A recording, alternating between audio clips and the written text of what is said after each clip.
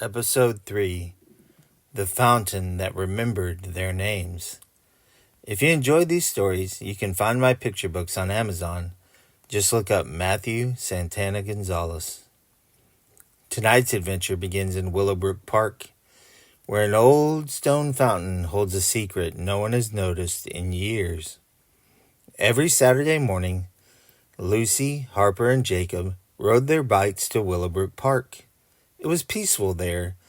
Tall oak trees, fluttering leaves, and a breeze that always smelled like fresh rain even when the sky was clear.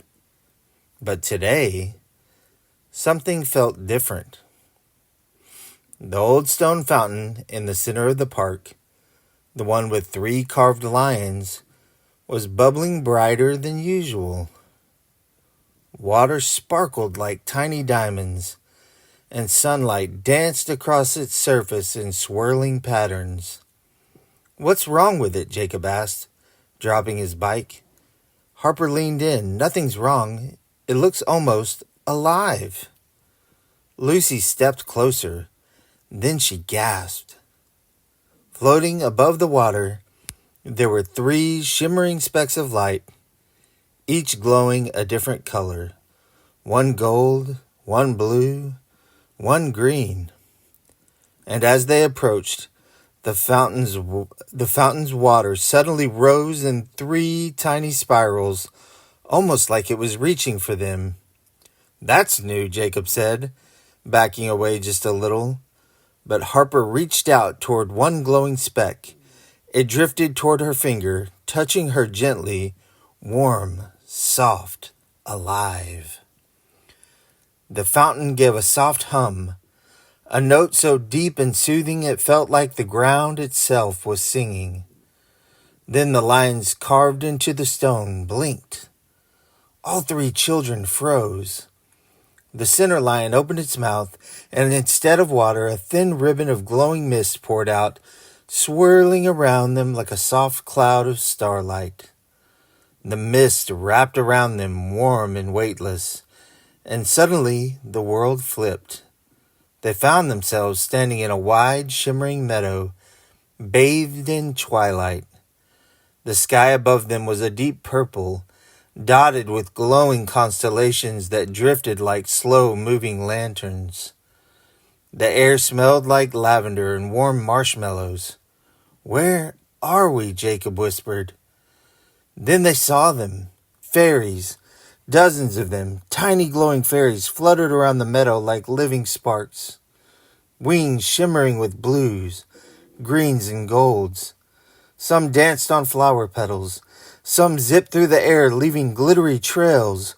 One hovered right in front of Lucy, her wings softly humming like a lullaby. The fairy bowed with a twirl of light. "Welcome, travelers," she said, in a voice like wind chimes. "The fountain remembers your wonder." Harper blinked. "Remembers us?" The fairy nodded.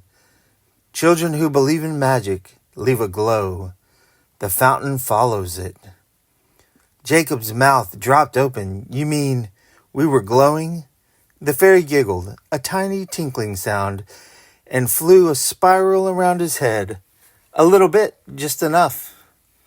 More fairies gathered, swirling around the children and weaving a glowing pathway of light through the meadow. The path curved uphill like a golden ribbon. They motioned for the children to follow, so they did. The path led to a giant magical fountain, just like the one in their park, but taller, brighter, and carved with shimmering runes. Water didn't fall from it, it rose upward, twisting into the sky like a reversed waterfall. Above it hovered a floating lake, a shimmering silver cloud filled with fish made of starlight. Lucy stared. "It's beautiful." The lead fairy fluttered to her shoulder. "Magic gathers where it feels welcome." As she spoke, the floating lake drifted downward, surrounding the children in cool, glowing mist. Then gently, like being lifted by a calm wind, they rose off the ground, drifting upward like feathers. They floated above the fountain, above the meadow, above the twilight sky, and then softly drifted down again, back into Willowbrook Park. The fountain's water returned to normal. The lions went still. No one else in the park noticed a thing, but at the base of the fountain, resting by a carved lion's paw, was a tiny, fairy-sized droplet of light. Harper picked it up. "What do you think it is?" Jacob grinned. "A little magic for next time." Lucy tucked it gently in her pocket. As they rode home, the sun dipped low, painting the world gold. Behind them, unnoticed by anyone else, the old fountain shimmered quietly, as if whispering another secret only they could hear. If your child liked this story, explore my picture books on Amazon. Just search Matthew Santana Gonzalez. Sweet dreams.